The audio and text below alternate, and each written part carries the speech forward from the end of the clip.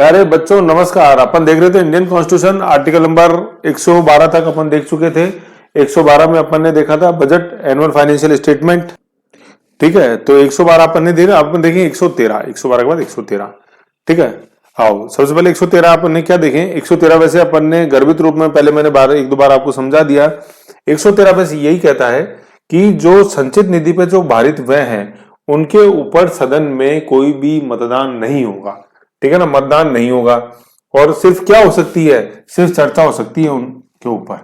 ठीक है ना, दोनों सदनों में, लोकसभा में और राज्यसभा में, है ना। कहने का मतलब कि किसी भी सदन में उस पर मतदान नहीं होगा। भाई राज्यसभा में तो वैसे भी नहीं हो सकता क्योंकि धन विधेयक है, लेकिन लोकसभा में नहीं होगा। किस पे? अपने भारित व्यय पे। दो प्रकार के व्यय मैंने बताया, भारित व्यय व अन्य व्यय। ये तो कहानी थी भारित व्यय की। जो अन्य व्यय की कहानी है उसमें क्या है, उसमें यह है कि लोकसभा के अंदर मतदान भी होगा और चर्चा भी होगी, और राज्यसभा के अंदर तो मतदान होने का सवाल ही नहीं उठता क्योंकि धन भी देगा, तो वहां से चर्चा होगी। ठीक है ना, ये हो गया।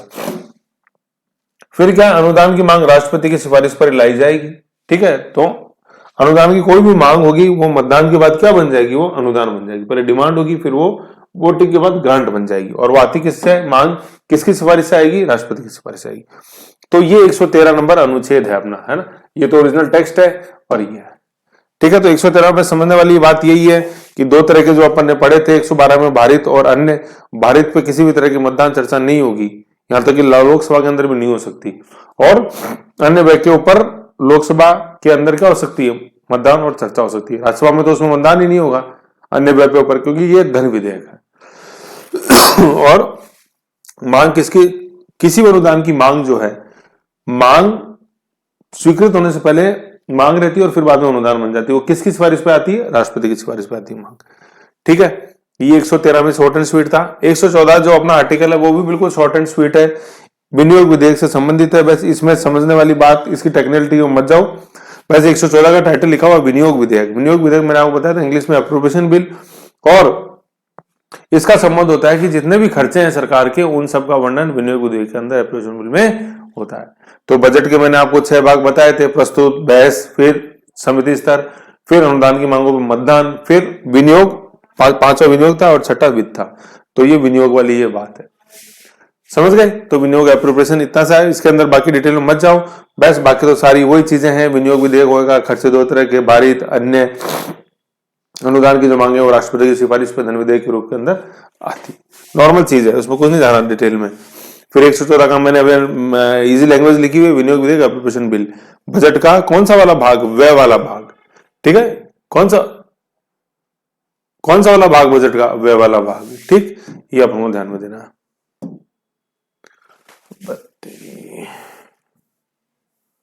है ना, ये हो गया। तो 113-14 शॉर्ट एंड स्वीट सिंपल है, इसमें से कोई सी दिक्कत वाली बात नहीं है। नेक्स्ट देखते हैं अपन 115। ठीक है ना, समझने वाली बात है। 115 के अंदर काफी क्वेश्चन आता है। ठीक है ना, इसमें देखो 3 तरह के अनुदान है। अनुदान आप समझ ही गए, ग्रांट पहले मांग, मतदान हो गया तो वो ग्रांट बन गया मतदान के बाद। तो 3 तरह की मांगों की यहां बात हो रही है 115 में, अनुदानों की, सॉरी 3 तरह के अनुदानों की बात हो रही है 115 में। ठीक है, बहुत इंपॉर्टेंट है ये आर्टिकल बहुत इंपॉर्टेंट है। 115 3 तरह के अनुदान कैसे, अनुपूरक, अतिरिक्त और अधिक। 1 2 3। ठीक है, अनुपूरक सप्लीमेंट्री, अतिरिक्त एडिशनल, और अधिक एक्सेस, है ना। अनुपूरक तो मतलब सप्लीमेंट्री, अतिरिक्त मतलब अधिक, और लास्ट सॉरी अनुपूरक का मतलब सप्लीमेंट्री, अतिरिक्त का मतलब एडिशनल, और अधिक का मतलब एक्सेस। तीनों ये आप देखोगे ये ऐसे शुरू हो रहे हैं, ये एक ही घात 3 है। कई बार क्वेश्चन ये आ जाता है अनुच्छेद 115 में कितने प्रकार की अनुदानों का उल्लेख है, कितने प्रकार की ग्रांट्स का उल्लेख है। तो 3, अनुपूरक, अतिरिक्त और अधिक। ठीक है, अनुपूरक सबसे पहले है अ और क। ठीक है, फिर वापस अतिरिक्त, अ और क, और फिर वापस अ और क, है ना। ये है अनुपूरक, अतिरिक्त और अधिक, ऐसे याद रखना आपने को, अनु, अति, ऐसे। ठीक है, अब ये तीनों तरह के अनुदान क्या होते हैं, क्या नहीं होते हैं, यही क्वेश्चन आता है। तो इस टेक्निकलिटी में तो जाओ मत, है ना। ये मैंने आपके लिए इजी ये टेबल बना रखी है, बस इसको समझ लो आप। तो एग्जांपल से मैं आपको समझा देता हूं, उससे आपको समझ में आ जाएगी पूरी, है ना। ये तीनों तरह के जो अपन ने ऊपर पढ़ी, इन तीनों तरह का यहाँ पे मैंने आपके सामने ये पेश है विभाजन। अनुपूरक, अतिरिक्त, अनुपूरक, अतिरिक्त और अधिक। ठीक है, ये अब समझो, अनुपूरक को अपन बोलते हैं सप्लीमेंट्री। तो पहले तो आप ध्यान करो, एग्जाम में जैसे एग्जाम देते हैं अपन, तो बीए वगैरह में खासतौर पे अब तो फिर भी लिमिटेड आने लगी कॉपी। पहले क्या होता था, जैसे कॉपी है वो भर गई, बोर्ड्स में तो अभी भी होता है शायद, तो वो भर गई तो फिर अपन सप्लीमेंट्री कॉपी मांगते हैं एग्जामिनर से कि सर कॉपी प्लीज, है कि नहीं है ऐसे। तो पहले ये ऐसा आईएएस के एग्जाम में भी होता था, मेंस में सप्लीमेंट्री कॉपी अपन मांगते थे, लेकिन अब तो वो क्यूसी आता है, क्वेश्चन का आंसर बुकलेट 2012 से। तो सप्लीमेंट्री का मतलब क्या है कि एक चीज तो पहले से अपने पास है, उसमें वो एड ऑन करती है वो चीज, तो उसको अपन बोलते हैं सप्लीमेंट्री। ठीक है, सप्लीमेंट्री, अनुपूरक। ठीक है, अनुपूरक। इसमें क्या होता है देखो, इसे संसद द्वारा तब स्वीकृत किया जाता है जब विनियोग अधिनियम द्वारा आवंटित राशि उस वित्तीय वर्ष में अपर्याप्त होती है। अब कैसे इसको समझो आप, फॉर एग्जाम्पल जैसे समझो आप, फॉर एग्जाम्पल अपन क्या समझे कि फॉर एग्जाम्पल आपको एक फोन लेना था। क्या लेना था? फोन लेना था। ठीक है, तो फोन आपको लेना है, फोन फॉर एग्जाम्पल जैसे 8,000 रुपए का है। कितने का है फोन? 8,000 रुपए का है। ठीक है, फोन कितने का है? फोन 8,000 रुपए का है। ठीक, इस 8,000 के बदले में आपको खरीदने के लिए पैसे दिए गए थे 6,000। ठीक है, जो स्वीकार हुई थी ना, जो ग्रांट हुई थी, जो आपको ग्रांट मिली थी, ठीक है, अनुदान, वो मिला था 6,000 रुपए का। तो फोन तो था 8,000 रुपए का, तो राशि अपर्याप्त पड़ गई ना, तो आपको 2,000 रुपए फिर और सप्लीमेंट्री अनुपूरक अनुदान दिया जाएगा, जिससे कि आप ये फोन खरीद सके।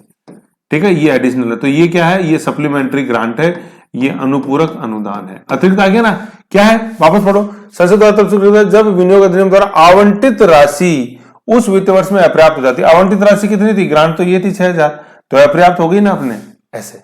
तो ये हो गया सप्लीमेंट्री की, जो आपने दी है एडिशनल राशि, भाई ये 2,000 जो है ये सप्लीमेंट्री है किसके? इस 6,000 के। 6,000 कम पड़ गई तो फिर 2,000 और दे दी, तो फोन आ गया। ठीक है, तो ये तो हो गया सप्लीमेंट्री ग्रांट। फिर है अतिरिक्त, एडिशनल। ये अतिरिक्त क्या चीज होती है? अतिरिक्त नहीं होती, एड ऑन कोई चीज। ठीक है, एड ऑन कैसे?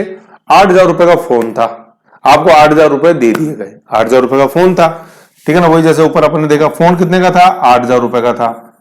ठीक है, ग्रांट भी मिली आपको, 8,000 रुपए की ग्रांट मिली। लेकिन जब फोन खरीदने गए तो अपन ने देखा कि इसके साथ इसमें अपन वो टेम्पर भी लगा लेते हैं और इसका कवर भी ले लेते हैं। तो टेम्पर प्लस कवर मिला के 500 रुपए एक्स्ट्रा खर्च हो गए। मतलब होने उसको इंटैक्ट रखने के लिए, मोबाइल में और उसकी गुणवत्ता में सुधार होने के लिए ये खर्चा जरूरी है। तो आपको मतलब लगाना कोई ऑप्शन ही नहीं अपने पास, जरूरी है वही देना। तो ये 500 रुपए और हुए, 500 रुपए और मतलब आपको सैंक्शन होंगे। तो ये 500 रुपए जो है ये किसके लिए मिले आपको? भाई फोन के लिए तो 8,000 रुपए थे, वो पर्याप्त थे, लेकिन आपने एक नई सेवा उसके अंदर और जोड़ दी। ठीक है ना, जब दुकान पे जाने के बाद पता लगा जी, हमें क्या पता था कि ये ऐसे भी होता है, लेकिन वो अपन ने जोड़ दी, वो जरूरी थी इसलिए जोड़ लिया अपन ने। अनावश्यक खर्चा नहीं था, आवश्यक खर्चा था। तो ये जो 500 रुपए है, ये क्या है? ये एडिशनल ग्रांट है, ये अतिरिक्त अनुदान है ना। अब वापस पढ़ो, इसे संसद द्वारा तब स्वीकृत किया जाता है जब चालू वित्त वर्ष के दौरान किसी नए प्रयोजन जिसका वर्णन बजट में नहीं था, है ना, बजट बनाते समय वो प्रयोजन में नहीं था, आपके बजट में दिया गया, ठीक है भैया फोन आएगा 8,000 का, 8,000 बन सैंक्शन कर दिया, वो टेम्पर, गोरिल्ला ग्लास, कवर की, उसमें कहीं भी सीन में बात नहीं थी, बजट में नहीं था, के लिए राशि का आवश्यकता उत्पन्न हो गई हो।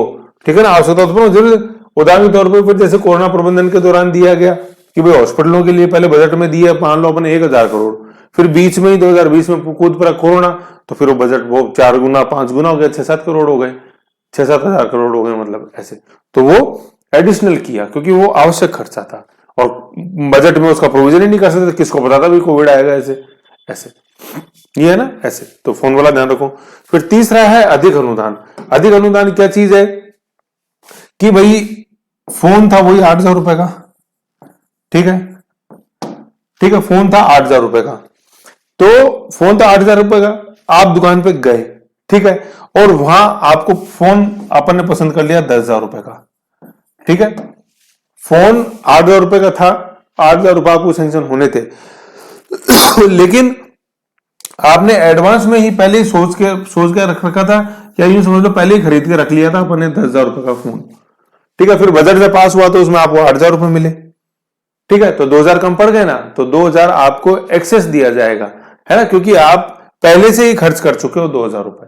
10,000 रुपए फोन मैंने ले लिया, बजट में जब पास हुई तो उसके लिए 8,000 रुपए पास हुए, तो फिर जो एक्स्ट्रा आपको 2,000 मिलेगी प्लस 2,000 जो मिलेंगे वो क्या है अपने, वो हो गए अपने एक्सेस ग्रांट। तो अधिक अनुदान, एक्सेस ग्रांट क्या है, देखो इसे सबसे तब स्वीकृत जाता है जब निर्धारित रकम से ज्यादा व्यय हो चुकी होती है। चुका, चुकी मतलब has been done, has been purchased, has been, है ना। मैं ट्रेन पहुंचने, मेरे स्टेशन पहुंचने से पहले ट्रेन रवाना हो चुकी थी, डॉक्टर के अस्पताल पहुंचने से पहले मरीज मर चुका था, मेरे बगीचे में सेंट्रल पार्क पहुंचने से पहले कुछ भी। वो तो आप आइडिया लगाओ क्या हुआ होगा लेट हो गए तो क्या होगा, वही होगा। 1 2 3 हो जाती है? स्टेशन से गाड़ी छूट जाती है तो 1 2 3 हो जाती है। फिर और क्या था वो, डैश डैश रूट जाती है, कुछ ऐसी भी लाइन थी उसमें। हाँ, कोई डैश डैश रूट जाती है तो 1 2 3 हो जाती है, ऐसे। तो ऐसे कहने का मतलब क्या है, बस चुकी है मतलब, है ना, चुकी हो चुकी है, खर्चा हो चुका है, ऐसे। तो उस खर्चे की भरपाई के लिए आपको 2,000 रुपए एक्स्ट्रा दिए गए, क्योंकि आवश्यकता अनुसार आपने पहले 10,000 का खरीद के रख लिया। तो ये 3 तरह के अनुदान अपन ने मेरे प्यारे बच्चों पढ़े। सबसे पहले पढ़ा अपन ने अनुपूरक सप्लीमेंट्री, 8,000 का था फोन, 6,000 दिए, 2,000 और देने पड़ेंगे भैया, सप्लीमेंट्री अनुपूरक। अतिरिक्त फोन लेने गए अपन, फिर नई सर्विस की जरूरत पड़ गई, टेम्पर ग्लास लगाया, 500 रुपए और, 8,000 रुपए सैंक्शन हुए थे तो उसमें 500 रुपए और, वो अतिरिक्त हो गया। एक्सेस पहले से अपने खरीद कर रख लिया, पहले से खर्च हो चुके थे 10,000, पता नहीं था हमें कि 8,000 मिलेंगे, ठीक है ना। फिर 2,000 का अतिरिक्त अनुदान संसद देगी, ठीक है। तो ये 3 तरह के अनुदान मांगे 115 में। 115 में कितनी है, 3 है। क्या, अनुपूरक, अतिरिक्त और अधिक, supplementary, additional and excess. Supplementary, additional and excess, सही याद रख लो, SAE, और ए की घात 3 तो है ही। अनुपूरक, अतिरिक्त, अनुपूरक, अतिरिक्त, अधिक। समझ गए? ऐसे ये शॉर्ट एंड स्वीट चीज थी, काफी इंटरेस्टिंग आपने बनाने की कोशिश करी। कितना मैं सफल हुआ या नहीं हुआ ये तो निर्णय करेंगे मेरे प्यारे विद्यार्थी, सिंसियर विद्यार्थी। हर कोई नहीं कर सकता इसका निर्णय, हर कोई को तो समझ में नहीं आएगा मैं क्या कर रहा हूं खैर आ जाओ। तो 115 में 3 तरह के अनुदान पढ़ लिए। फिर इसमें अपन क्या पढ़ते हैं, इसमें और उनके अलावा 3 तरह के अनुदान और हैं। क्या है, इनको अपन बोलते हैं लेखा अनुदान। ये अनुच्छेद 116 आ गया, ठीक है ना, 116 अनुच्छेद 116 में अपन 3 तरह के अनुदान पढ़ते हैं, लेखा अनुदान, प्रत्यय अनुदान और अपवाद अनुदान, है ना। ये क्या है, यहाँ पे संधि हो रखा है ये वर्ड, तो इन तीनों को अपन तो खोल खोल के लिखेंगे, मुझे तो नहीं पढ़ना संधि वंधि के चक्कर में। मैं तो लिखूंगा लेख अनुदान। भैया अपन को तो देखो बिल्कुल सीधी संपट बात समझ में आती है, गोल गोल लच्छेदार बात मेरे तो नहीं आती समझ में। सादा जीवन तुच्छ विचार, प्रत्यय अनुदान, हाँ बिल्कुल सही सुना आपने, वो तुच्छ ही है, उच्च नहीं है। सादा जीवन तुच्छ विचार है अपना, उच्च नहीं है। तीसरा है अपवाद, अपवाद भाई उच्च विचार में नजर लगने की और दिक्कत होती है ना, तो उच्च विचार में कोई नजर नहीं लगेगी, ठीक है। तो अब देखो, अब मैंने खोल खोल के लिख दिया ना, लेख अनुदान, लेख अनुदान, प्रत्यय अनुदान और अपवाद अनुदान, ठीक है। इंग्लिश में क्या लिखेंगे, लेख को लिखेंगे अपन अकाउंट, आगे लिखो क्या, इसको अपन लिखेंगे वोट ऑन अकाउंट, ठीक है। इसको लिखेंगे अपन वोट ऑफ क्रेडिट, CREDIT, है ना। और अपवाद ग्रांट को अपन लिखते हैं एक्सेप्शनल, एक्सेप्शनल ग्रांट, ठीक है ना। तो ये 3 तरह के हो गए लेख अनुदान, प्रत्यय अनुदान और अपवाद अनुदान। वही अब इसको कैसे अपन याद रखेंगे, लेख, प्रत्यय और अपवाद, लेप, और इंग्लिश में वोट, क्रेडिट, एक्सेप्शनल, VCE। ऐसे शॉर्ट में याद रखो इनको, तभी याद होंगे। अब आप बोलो सर कितने याद होंगे, कैसे करें, कितने ही है ये 2 तरह के, 115 और 116। तो उसमें भी 3 देखे थे अपन ने, क्या, अनुपूरक, अतिरिक्त, अधिक। और यहाँ अपन क्या देख रहे हैं, लैप है, vote on credit, vote on account, पहले वोट ऑन अकाउंट बोलते हैं, वोट ऑन अकाउंट, लेखानुदान, वोट ऑन अकाउंट, प्रत्यानुदान, वोट ऑन क्रेडिट, और अपवाद अनुदान, एक्सेप्शनल ग्रांट। अनुदान आ रहा है बट ग्रांट है, ठीक है ना, मांग, मतदान, ग्रांट, समझ रहे हो आप। तो इसको भी मैंने मेरे प्यारे बच्चों के लिए बहुत ही इजी भाषा में समझाने के लिए, करने के लिए पेश है ये टेबल आपके सामने,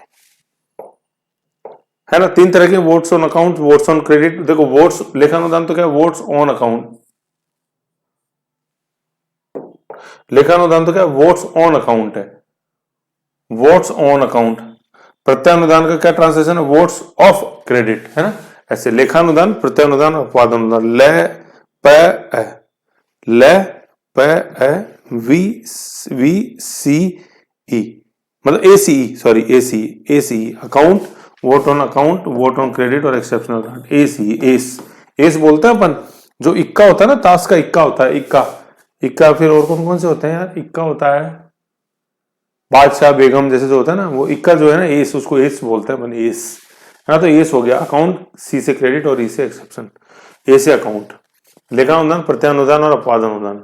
आ जाओ, तो देखो क्या क्या होती है वोट्स ऑन लेखानुदान। तो क्या है, देखो ये अपन ने बजट में पढ़ा था, 112 में आया था, है ना। प्रस्तुत करने के दौरान, मांग करने के दौरान वो था सारा उसमें, कि वहां पढ़ा था ना कि समय लगता है बजट को पास होने में, फिर अगला वित्तीय वर्ष चालू हो जाता है।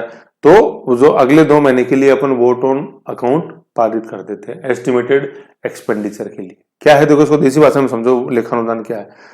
जैसे मान लो बजट पारित होने में संसद को टाइम लग रहा है, अगला वित्तीय वर्ष चालू हो गया 1 अप्रैल, अब आने वाले 2 महीने है ना, अप्रैल और मई, पैसे तो चाहिए ना, बजट पारित नहीं हुआ है, तो अपने को ये पता है कि भाई अप्रैल और मई के अंदर 2000 करोड़ रुपए खर्च होंगे। तो अपन ने पूरा खर्चे का अपने को पता है, एस्टिमेटेड है खर्चा, अपन को अनुमान, अपन ने बिल्कुल एस्टिमेट लगा रखा कि यहाँ पैसे खर्च होंगे ये 2000 करोड़। तो संसद ने क्या किया है, बजट तो पास नहीं हुआ लेकिन आने वाले 2 महीनों के लिए अंतरिम व्यवस्था कर दी कि ठीक है, आपका काम रुकेगा नहीं और बजट भी पास उधर साइड में होता रहेगा। और फिर जब बजट पास होता है तो उसमें से माइनस कर दिए जाते हैं, ठीक है। तो ये एक टेम्परेरी जो व्यवस्था की जाती है बजट पास होने तक, एस्टिमेटेड खर्चे के लिए। सबसे इंपॉर्टेंट बात है एस्टिमेटेड खर्चे के लिए। एस्टिमेटेड मतलब आपको पता है कि इतने ही पैसे खर्च होंगे, इससे ज्यादा नहीं होंगे, तो उसके लिए क्या पारित होता है, वोट ऑन अकाउंट, ठीक है ना, जिसको अपन बोलते हैं लेखानुदान। और वोट ऑफ क्रेडिट क्या होता है, प्रत्यानुदान क्या होता है, फर्क इतना सा ही है उसमें भी कि आपको पता नहीं है, अकाउंट और क्रेडिट में फर्क इतना सा ही है, अकाउंट में तो आपको पता है कितने पैसे खर्च होंगे आने वाले 2 महीने में, और वोट ऑफ क्रेडिट में आपको पता ही नहीं कितने पैसे खर्च होंगे, है ना। तो एक बार संसद अपने अनुमान से दे देती है कि भाई ठीक है इतना होंगे, ऐसे, ठीक है। तो ये एस्टिमेटेड और नॉन एस्टिमेटेड का ही फर्क है। वोट ऑन अकाउंट में एस्टिमेटेड एक्सपेंडिचर के लिए दिए जाते हैं, और वोट ऑफ क्रेडिट के अंदर अनएस्टिमेटेड एक्सपेंडिचर के लिए एक टेम्परेरी व्यवस्था संसद द्वारा की जाती है, और कितने समय के लिए, आने वाले 2 महीनों के लिए। और जो कितना हो सकता है, ज्यादा ज्यादा मैंने आपको बताया था, वहां पढ़ा था मैंने, कुल व्यय का सिर्फ 1/6 हो सकता है, ठीक है ना, कुल व्यय का 1/6, और वो आने वाले 2 महीने के लिए होता है, ठीक है। Vote on account, vote on credit, तो वोट ऑन अकाउंट 1/6 हो सकता है, और वोट ऑन क्रेडिट वो 1/6 हो सकता है। दोनों 1/6 अलग अलग होते हैं दोनों, ठीक है ना, सम्मिलित 1/6 नहीं, अलग अलग, ठीक है। ये है, तो ये वोट ऑन अकाउंट लेखानुदान क्या है, देखो वोट ऑन अकाउंट प्राकलित व्यय एस्टिमेटेड एक्सपेंडिचर के संबंध में होता है ये, ठीक है ना। एस्टिमेटेड प्राकलित, आपने पूरा आपके पास गणना है एडवांस में, बजट की प्रस्तुति और बजट, है ना, बजट की प्रस्तुति और बजट के पारित होने में, प्रस्तुत हो गया पहले चरण में और पारित हो गया छठे चरण के बाद, होने में पर्याप्त अंतराल होता है। इस अंतराल की अवधि में प्राकलित व्यय एस्टिमेटेड एक्सपेंडिचर की पूर्ति के लिए संसद द्वारा स्वीकृत करा ली जाती है, इसे तदर्थ बजट या वोट ऑन अकाउंट कहते हैं। इसे एंट्रिम बजट भी बोलते हैं, एंट्रिम, तदर्थ, ENTRIM, एंट्री व्यवस्था, एंट्रिम बजट, तदर्थ, है ना, इसे वोट ऑन अकाउंट कहते हैं। कई बार ये ऐसे भी होता है कि जैसे जून के अंदर संसद में चुनाव होने वाले हैं, है ना, अब उसको लोकसभा को अच्छी तरह पता है कि यार अपन जो बजट बनाएंगे वो पूरे साल भर तो चलना है नहीं, अपने तो चुनाव है, तो 2 महीने के लिए वैकल्पिक व्यवस्था सरकार करती है, फिर नई सरकार जो आती है वो बजट पास करती है, तो एंट्रिम बजट है ये वोट ऑन अकाउंट। प्रत्यानुदान क्या है, अप्राकलित व्यय अनएस्टिमेटेड एक्सपेंडिचर के लिए जब संसद इस तरह से करे, व्यवस्था करे, तो वो वोट ऑफ क्रेडिट है, प्रत्यानुदान। अपवाद अनुदान क्या है, एक्सेप्शनल ग्रांट अप्रत्याशित मांगों के लिए, विशेष प्रयोजन की पूर्ति के लिए, जैसे कोविड के दौरान अपन ने देखा स्पेशल केसेस आ गए, कोई भूकंप आ जाता, कहीं भुखमरी आ गई, ठीक है, कहीं जैसे मान लो अभी जैसे आपने भूंगड़ा शेरगढ़ कांड जैसे जोधपुर में देखा, ऐसे मान लो और बड़े पैमाने पर कोई त्रासदी हो जाए, तो उसके लिए जो एक्सेप्शनल वैकल्पिक व्यवस्था, एक अपवाद के स्वरूप जैसे जो अनुदान दिया जाता है, उसको अपन क्या बोलते हैं, विशेष प्रयोजन की पूर्ति के लिए अपवाद अनुदान, एक्सेप्शनल ग्रांट, ठीक है। तो ऐसे करके ये 3 ग्रांट अपन ने पढ़ी, लेख, प्रत्यय और अपवाद, है, लेख, लय, प्रत्यय, पय और अपवाद। लय, पय है ACE, क्या, vote on account, vote of credit और एक्सेप्शनल ग्रांट। ठीक है, ये 116 में पढ़ी है अपन ने, और 115 में 3 पढ़ी है अपन ने, क्या? अनुपूरक, अतिरिक्त, अधिक। सप्लीमेंट्री इज अनुपूरक, अतिरिक्त इज एडिशनल। अतिरिक्त एडिशनल होता है, जैसे एडिशनल चार्ज मिला है मेरे को, है ना तो वो अतिरिक्त होता है, एडिशनल चार्ज, अतिरिक्त चार्ज। एडिशनल डायरेक्टर होते हैं, अतिरिक्त निदेशक, ऐसे, है ना। और अधिक एक्स्ट्रा होता ही है। तो 115 में 3 थी और 116 के अंदर है, दोनों अनुदान एक तरह से। ठीक है, ऐसे अपन को ये बात देनी है। 115 और 116 में फर्क ये है कि 116 के जो प्रोविजन है वो बजट से रिलेटेड है ना। बजट के पारित होने में जो समय लगता है उससे भाई 15 का भी संबंध वैसे बजट से, 16 का भी संबंध बजट से है, लेकिन 116 का मकसद एक अंतरिम व्यवस्था बनाना है ना, और 115 का ऐसा कोई अंतरिम व्यवस्था बनाना नहीं है, वो तो एक अनुदान के प्रकार है। अंतरिम व्यवस्था मतलब 116 का जो मकसद है, एंट्री व्यवस्था का मतलब है कि बजट पारित होने में जो समय लग रहा है तो उस कारण देश नहीं भुगते, है ना। देश में तो काम जो है वो ऐसे चलते रहने चाहिए उसी गति से। ठीक है, ऐसे। ठीक है, तो ये 115 और 116 दो अपन ने पढ़े हैं, काफी अच्छे आर्टिकल हैं। फिर 117 अपन देखते हैं। 117 क्या है? देखो, वित्त विधेयकों के संबंध में है। ठीक है ना। तो देखो, पहले तो देखो क्या है, मैं आपको बता दूं। वित्त विधेयक वित्त विधेयक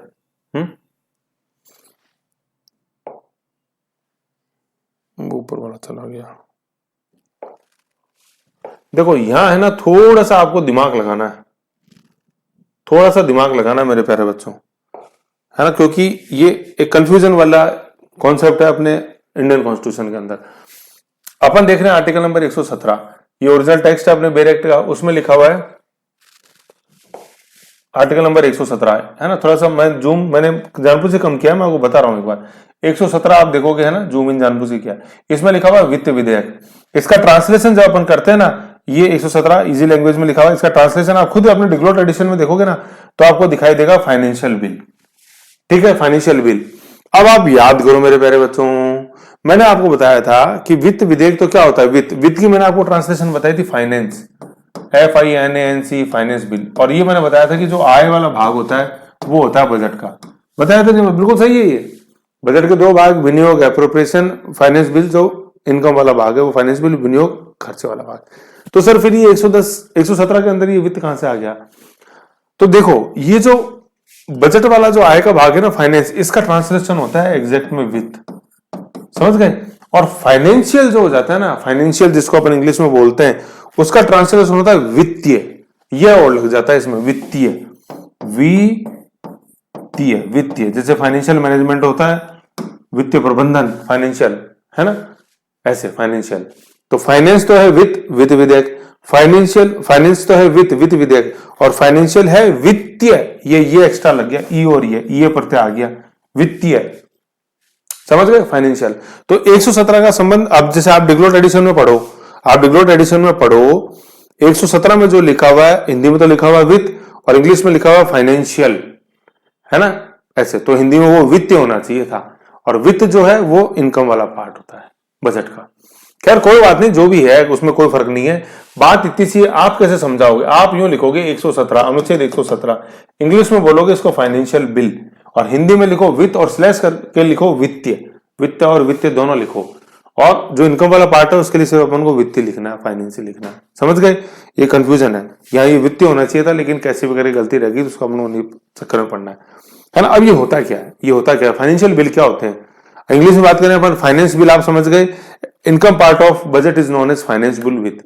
और फाइनेंशियल क्या होता है सर, ये फाइनेंशियल बिल क्या होते हैं? तो देखो, ऐसा बिल जिसका लेना देना पैसे से है ना, सरकार पैसा उठा रही है, ठीक है, कहीं खर्च कर रही है, लेना देना पैसे से है, लेकिन उसको धन विधेयक घोषित नहीं किया गया है, मनी बिल घोषित नहीं किया गया है, तो वो सब क्या होते हैं? वो फाइनेंशियल बिल होते हैं, वो वित्त विधेयक होते हैं। किस अनुच्छेद के तहत? अनुच्छेद 117 के तहत वित्तीय होते हैं, लेकिन अपन तो बोलेंगे वित्त विधेयक। हिंदी में बोलोगे वित्त, इंग्लिश में बोलोगे फाइनेंशियल, है ना। कायदे से वैसे होना चाहिए था हिंदी में वित्तीय, लेकिन कोई बात नहीं। अब सवाल यह आता है कि 117 के तहत वित्त विधेयक क्या होते हैं, इंग्लिश बोलेंगे 117 के तहत फाइनेंशियल बिल क्या होते हैं, कि जिनका लेना देना तो किसी भी तरह के एक्सपेंस या इनकम से है, लेकिन वो धन विधेयक घोषित नहीं किए हैं। धन विधेयक कौन घोषित करता है? कौन ये बताता है कि धन विधेयक होगा कि नहीं होगा? लोकसभा का स्पीकर, अध्यक्ष, ठीक है, राष्ट्रपति नहीं बताता है, स्पीकर मोहर लगाता है कि यस दिस इज धन विधेयक, ऐसे।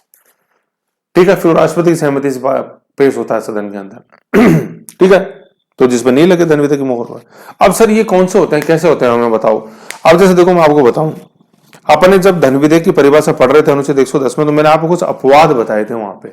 अपवाद कैसे, जैसे मैंने बताए थे, वहां ये लिखा हुआ था कि जैसे मान लो कि कोई फाइन लगाती है कोई गवर्नमेंट, है ना, फाइन लगाती है। फॉर एग्जाम्पल जैसे मान लो सार्वजनिक स्थल पे अगर आप धूम्रपान करोगे तो 250 रुपए का फाइन लगेगा फाइन। तो भी कानून बनाने का अधिकार तो संसद को ही है ना, संसदीय अपने विधानसभा को ही।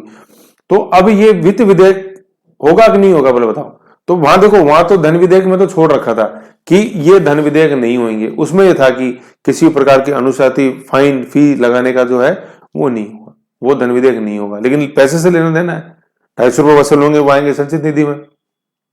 तो फिर वो क्या हो गया सर, वो वित्त विधेयक हो गया 117 के तहत, फाइनेंशियल बिल हो गया, और सही भाषा में वो वित्त विधेयक हो गया अनुच्छेद 117 के तहत, क्योंकि लेना देना पैसे से है, लेकिन वो धन विधेयक घोषित नहीं होता है। अनुच्छेद 110 में लिखा हुआ है कि निम्न धन विधेयक नहीं माने जाएंगे, ऐसे कोई फाइन लगाया, कोई फीस वसूल रहे, मान लो जैसे सुलभ कॉम्प्लेक्स में 5 रुपए लेने का अधिकार है ना, सर्विस चार्ज के रूप में, तो वो संसद भाई टैक्स या फाइन जो है, चार्जेस, ये संसद ही वसूल सकती है, संसद इंपोज कर सकती है। तो संसद ने कर दिया भैया ऐसे, किसके तहत, अनुच्छेद 117 के तहत, फाइनेंशियल बिल, वित्त विधेयक या वित्त विधेयक के द्वारा, वित्त या वित्तीय के द्वारा, ऐसे, है ना। तो निष्कर्ष क्या निकला 117 का, निष्कर्ष ये निकला कि कोई ऐसा विधेयक जिसका संबंध पैसे के लेने देने से है, संचित निधि से, संचित निधि में पैसा आना है, संचित निधि में पैसा जाना है, ठीक है ना, लेकिन उसको धन विधेयक घोषित नहीं किया है। तो सर फिर ऐसे होते हैं क्या, होते हैं, फीस लगाई है, जुर्माना लगाया है ना, मतलब सरकार की तरफ से कोई फीस लगाया, जैसे मान लो मास्क नहीं पहनोगे आप, है ना, तो लगाया गया जुर्माना 500 रुपए का, तो धन विधेयक नहीं आया, तो वित्त विधेयक हो गया। ऐसे पैसे तो है ना, पैसे संचित निधि में जाएंगे। तो स्पीकर ने अगर उसको सर्टिफाई नहीं किया धन विधेयक अनुच्छेद 163 के तहत, तो वो क्या हो जाएगा, वो 117 के तहत फाइनेंशियल बिल हो जाएगा, वित्तीय या वित्त विधेयक। समझ गए, ये था, ठीक है, ऐसा था इसके अंदर अपने शॉर्ट एंड स्वीट। फिर क्या है, इससे आगे पेज के अंदर क्या है, कुछ निधियों का वर्णन है, जैसे भारत की संचित निधि और लोकलेखा का संबंध अनुच्छेद 266 से, एक है ना कहीं बीच में, कहीं शायद 2-3 दिन पहले का मुझे ध्यान है कि मैं संचित निधि का जो आर्टिकल है वो शायद 366 बोल गया था कहीं, मुझे बाद में याद आया एक दिन बैठे बैठे यार शायद वो 366 निकल गया है ना मुंह से, तो 266 है ना, 266 267। कभी ऐसे कभी नींद में गलती नहीं होती, लेकिन पता नहीं कई बार हो जाता है। कई बार क्या होता है, जैसे क्लास चलती रहती है तो कई बार स्क्रीन पर नजर पड़ जाती है सामने, तो स्लिप ऑफ टंग, कई बार फोन आ गया है, कई बार कोई डिस्टर्बेंस हो गया, तो ऐसे, ठीक है ना। तो खैर कोई नहीं, मैं दुरुस्त करा रहा हूं। संचित निधि 266 है, और आकस्मिक निधि जो है कंटीजेंसी फंड वो 267 है, और एक लोक लेखा खाते का और वर्णन है वो अनुच्छेद 266 है। 266 में 2 चीजें, संचित निधि कॉन्स्टिट्यूटेड फंड और लोक लेखा 266, और 267 में एक ही है, 267 के अंदर एक ही है कंटीजेंसी फंड। तो ये वैसे संबंधित आर्टिकल आएंगे वहां और डिटेल में देख लेंगे, लेकिन मैंने बता दिया अभी, संचित निधि तो मैंने बताई दी, हर तरह का पैसा संचित निधि से निकलता है और हर तरह का पैसा संचित निधि में जाता है। कंटीजेंसी फंड क्या, आकस्मिक, कभी भी कुछ हो जाए उसके लिए एक अपने पहले से टेम्परेरी प्रोविजन कर रखा है। क्या हो जाए सर, भूकंप आ गया, आपदा आ गई, कोविड जैसी एक महामारी आ गई है, कहीं बहुत बड़ी त्रासदी हो जाती है, तो उसके लिए आकस्मिक कंटीजेंसी, पता ही नहीं होगी कि नहीं होगी, वह आपदा, आकस्मिक। संकट तो आकस्मिक ही आता है यार, संकट बोल के थोड़ी आता है, संकट बोल के आता तो वो संकट नहीं होता। समझ गए, ऐसे है, ठीक है। तो ये अपन ने देखा आर्टिकल नंबर 112 से लेके 117 तक, बहुत ही बेहतरीन तरीके से मैंने आपके सामने पेश करने की कोशिश करी है। अब आप बताना कैसा क्या रहा, क्वेश्चन देखेंगे इसके आगे और, है ना, 112 से 117, ठीक है।